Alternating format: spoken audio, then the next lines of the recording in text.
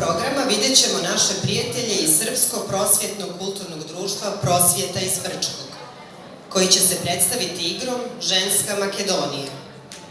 Srpsko-prosvjetno i kulturno društvo Prosvjeta rad obnavlja u maju 1991. godine i od tada je glavni nosilac svih kulturnih manifestacija u gradu na reci Savi.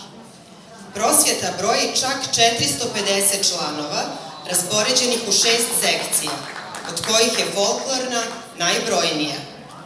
Folklorni ansambl veterana za 12 godina svog postojanja i uspešnog rada izvodi više od 10 koreografija, koje su prikazali na smotrama širom Republike Srpske i Republike Srbije.